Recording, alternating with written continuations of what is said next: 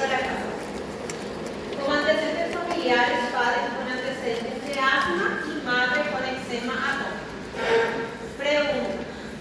Examen físico. Son puntas sibilantes expiratorias difusas en ambos campos pulmonares. La frecuencia cardíaca está a 110 latidos por minuto. La presión está a 110/70 y tiene un examen de función pulmonar que relata 80% de función pulmonar. Cuando escuchan este caso clínico, ¿qué están pensando? Asma, muy bien. Entonces, tenemos un paciente con asma. Cuando nosotros hablamos con asma, ¿sí? Nosotros nos hacemos la siguiente pregunta. ¿Cuáles son los factores de riesgo que pueden identificar en un paciente con asma? Para decir, este niño es asmático. ¿O tiene factores de riesgo? ¿Cuáles son? O puede ser filtrado, severidad. ¿Cuál es el antecedente de riesgo que tiene ahí? Le llamamos así la atención. Bueno, muy importante. Uno, hablaron de padre. ¿Qué tiene el historial del padre y de nuestros historiales? Asma. ¿Qué más le llamó la atención? Fumador passivo. Fumante passivo. Sí, fumante pasivo, porque aquí se creó estaría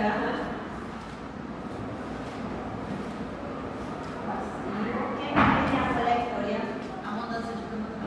Sí, que tiene rinitis alérgica.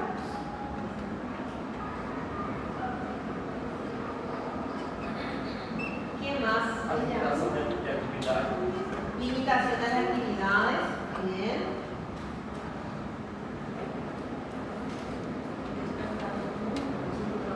Muy bien. Y despertar en nocturna. Después, ¿qué más le llamó para decir que es asma? Tos, bien, durante la noche, ¿qué más? ¿Y qué más confirmaron dentro de asma? ¿Qué es lo que tiene el paciente asmático? Sibilancias, principalmente expiratorias. Entonces, cuando nosotros decimos, dice, ¿qué factores de riesgo identificar para el paciente para diagnosticar asma? Porque nosotros hablamos de que el diagnóstico de asma sí se basa en qué diagnóstico de asma, principalmente en los niños. Y le llamamos IPA. ¿Se acuerdan de los criterios de IPA? Ustedes desarrollaron asma, ¿verdad? ¿Qué dicen los criterios de IPA? El índice de predicción de asma. ¿Sí? ¿Qué dice IPA? Que nosotros tenemos criterios mayores y que tenemos criterios menores. ¿Sí?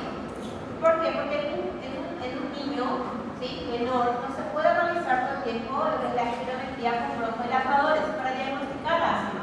Entonces hacemos el índice de predicción de asma. Entonces, ¿qué me dice el índice de predicción de asma? Este niño es probablemente tiene asma y para eso necesita criterios menores y criterios mayores. Entonces, dentro de estos criterios, ¿qué tomaron? Tomaron cuadros de rinitis, tomaron cuadros de padres con historial de asma. ¿Qué sucede? Ustedes vieron ya asma, ¿no? ¿Por qué ocurre el asma? ¿Qué es el asma? Es una enfermedad crónica inflamatoria. ¿Cuál es el mecanismo fisiopatológico del asma? ¿Qué hay del paciente asmático? Por eso IPA me habla dentro de su criterio. ¿Cuál es la fisiopatología del asma? ¿Hay una respuesta exacerbada? ¿Qué tipo de respuesta? Hipersensibilidad. Helper tipo 2. ¿Sí? Entonces, ¿qué sucede? ¿Quiénes tienen esta misma respuesta Helper tipo 2? El paciente con rinitis alérgica y el paciente con dermatitis o eczema atópico.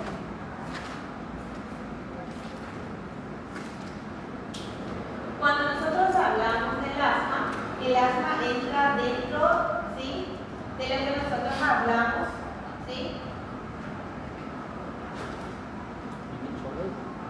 del triángulo o hablamos la triada, ¿sí? La triada de atopía. ¿En qué consiste la triada de atopía? Que todos los pacientes con atopía, ¿sí? Tienen genéticamente, tienen modificado esta respuesta a Kemper tipo 2. ¿Qué hace esta respuesta a Kemper tipo 2? Es que es hipersensible a cualquier factor gatillante. Entonces, por ejemplo, nosotros vamos a ver el semestre que viene, vamos a ver eczema o dermatitis atópica. El eczema o la dermatitis atópica, ¿en qué consiste? Es el paciente con atopía que reacciona a cualquier estímulo y la piel queda roja, eritematosa, descamativa, seca, ¿sí? Y pruriginosa. Y se desarrolla en las primeras etapas. Entonces, ¿qué sucede? Ahí van a... Lo mismo en el cuadro cuando nosotros hablamos de rinitis alérgica o asma.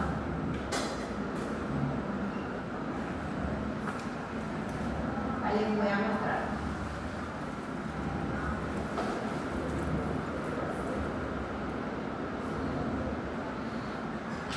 El paciente con dermatitis atópica, ¿sí? Entonces acá nosotros tenemos el ganglio sensitivo, ¿sí? Acá nosotros tenemos factores gatillantes, ¿sí? Por ejemplo, perfumes, crema, la ropa de lana, el estrés por liberación de cortisol, radicales, lo mismo acá, cigarrillo, el humo, más el humo, estrés, cuadros respiratorios. ¿Qué hace esto? Entonces va a activar directamente el ganglio sensitivo, ¿sí? La respuesta que es tipo 2 que va a generar o va a desencadenar mediadores inflamatorios, como interleucina, factor de necrosis tumoral, ¿sí? ¿Qué sucede? Esto va a activar, van a llamar o van a desencadenar, ¿sí? O van a rescatar lo que son IgE, mastocito, liberación de histamina. La histamina, ¿qué va a hacer? Va a hacer una vasodilatación. Al hacer vasodilatación, va a empezar a aumentar la permeabilidad vascular. Aumenta la permeabilidad a escape de líquido en intersticio. Entonces nosotros vamos a ver que dentro de este intersticio van a ser el intersticio celular, la epidermis. Y las células van a empezar a alejarse y van a estimularse. ¿Quién está en la epidermis? Están los queratinocitos. Y van a empezar a producir más queratina. Entonces el paciente ¿qué va a encontrar? Va a encontrar aquel nada, hiperqueratinizada. ¿Qué es la histamina? Es una sustancia muy pruriginosa. Lo mismo va a suceder en esta situación. La respuesta que es tipo 2. Hay liberación de histamina. La misma situación. Pero ¿qué sucede? Cuando nosotros hablamos, ¿sí? La histamina en el músculo responde en la mucosa respiratoria, responde con respuesta polidérmica. Entonces, ustedes tienen el músculo liso bronquial, ¿sí? Ustedes saben que este músculo liso responde con dos tipos de receptores: receptor beta 2 o adrenérgico y receptor de acetilcolina. Entonces, toda la mucosa, bronquios y bronquiolos, hasta el bronquiolo terminal, está revestido de músculo liso. Entonces, ¿qué sucede? El músculo liso responde con dos respuestas: relajación, broncodilatación; contracción, broncoconstricción; adrenalina, sistema nervioso simpático. ¿Quién disminuye o frena? Acetilcolina, sistema nervioso parasimpático. Entonces, de esta manera, toda la zona de conducción va regulando la cantidad de flujo que necesitamos, de acuerdo a las necesidades metabólicas del organismo. Más oxígeno, sistema nervioso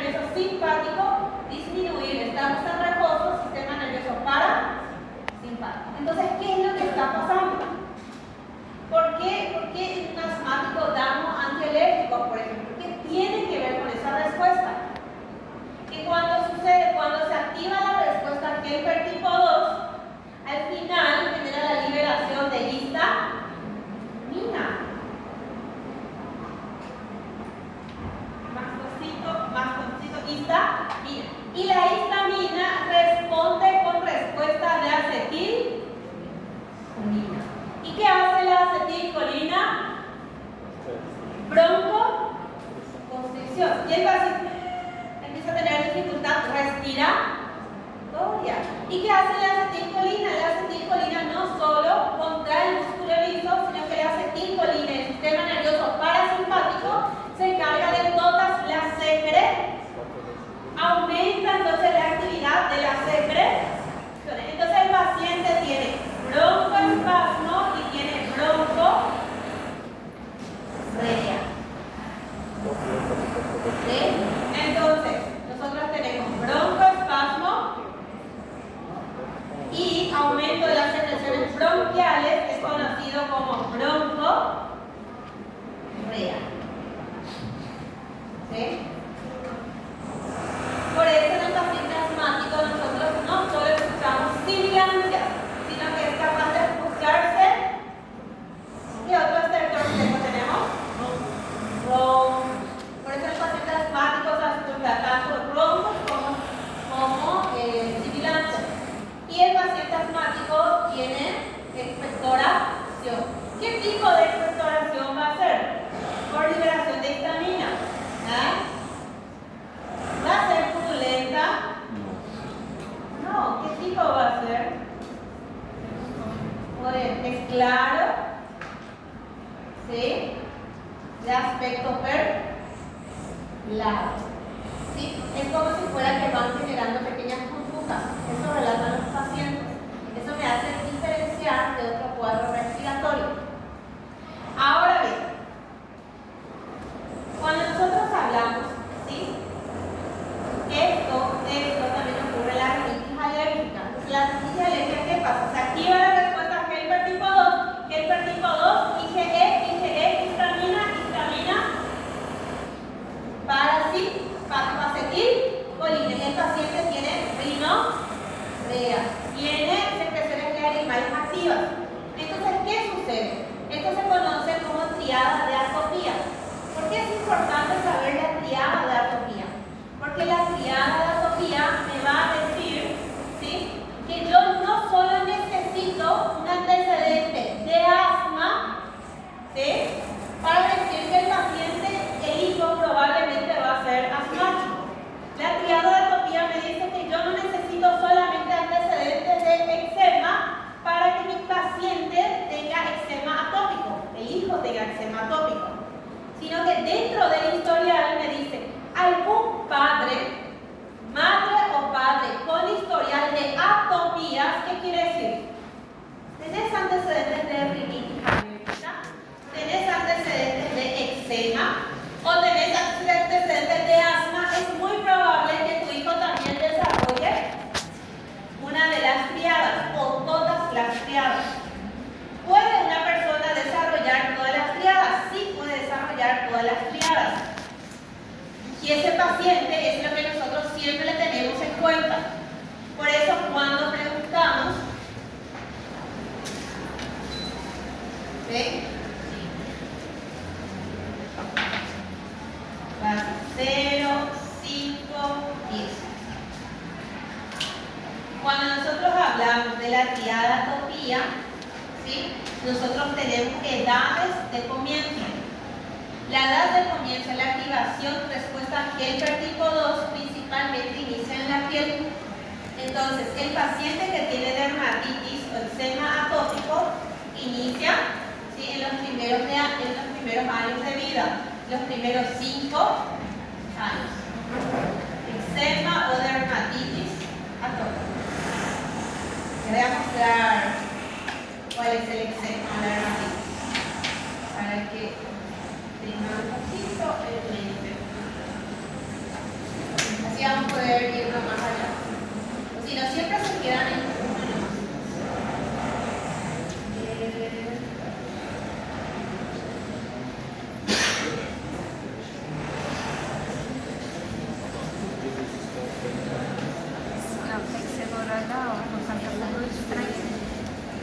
Eu já vou pra Marne sem me falar do destino. Parecido con ese. Porque van a ver que todo está intercomunicado. Bien, esa es mi clase de eczema. Bien. Entonces, ¿qué sucede? Hay liberación, dijimos, de histamina.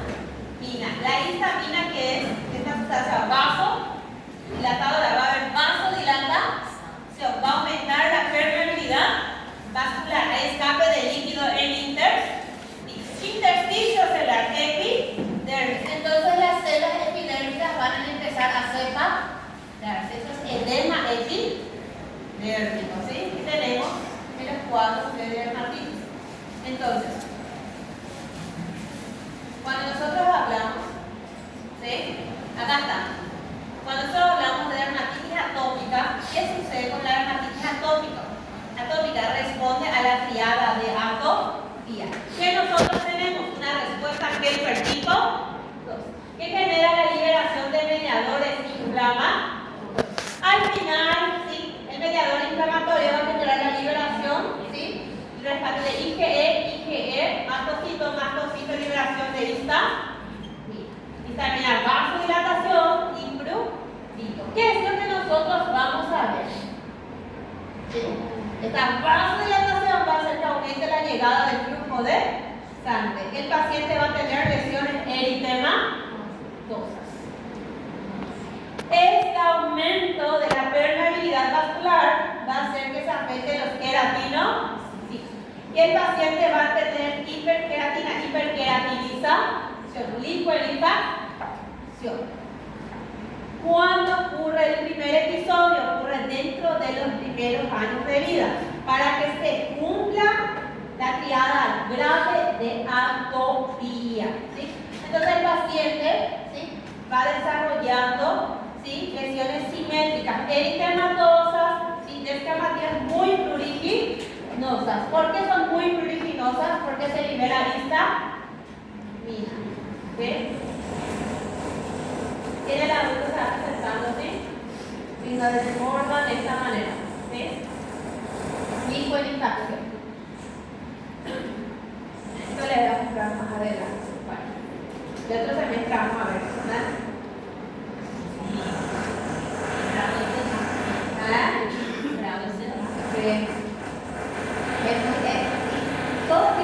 Todo va a mis costados. Para disfrutar. Entonces, cuando nosotros hablamos, ¿qué sucede? Esta respuesta Helfer tipo 2 se agrava si se cumple esta línea, la línea de la atopía. ¿En qué consiste? En que en los primeros años de vida, hasta los 5 años, el niño desarrolla un cuadro de dermatitis atópica. ¿Cómo te va a decir la mamá? Tiene el diagnóstico de dermatitis atópica, no te va a decir siempre le salen lesiones rojas por el cuerpo y que pica y que le hace llorar mucho. Cualquier, no puedo colocarle perfumes, cremas, que reacciona a su piel, es una piel súper sensible. De los 5 a 10 años, la respuesta al ganglio sensitivo es el respiratorio. Entonces el paciente debuta con el primer cuadro de crisis de asma. Y después de los 10 empieza la sección superior, es decir, empieza el primer episodio de rinitis alérgica.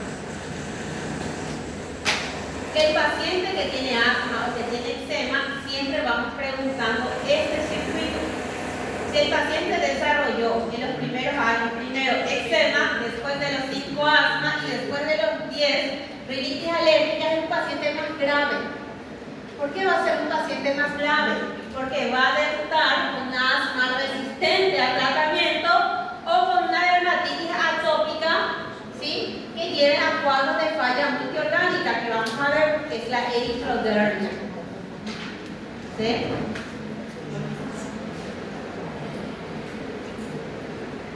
Entonces,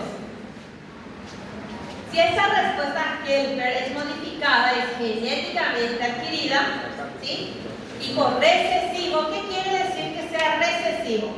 Nosotros cuando hablamos de genético, hablamos de dos tipos de condiciones, recesivo, ¿sí?, y hablamos de dominante. Dominante es el que todos los hijos desarrollan, y recesivo es aquel hijo de la mala suerte que desarrolla. Entonces, ¿qué sucede? Si hay de la mala suerte siempre digo, porque uno de los hijos agarra la triada de atopía. Entonces, cuando nosotros hablamos, ¿sí?, dentro de mi criterio mayor o mi criterio menor, ¿qué tiene que estar? Tiene que estar historial de triada de atopía. Cuando nosotros hablamos dentro de eczema atópico, dentro de los eczemas, criterio mayor de dermatitis atópica es padre con historial de atopías, sea asma, sea rinitis alérgica o sea dermatitis atópica. Ahora bien, dentro de los criterios mayores del HIPAA para asma, ¿qué tenemos también?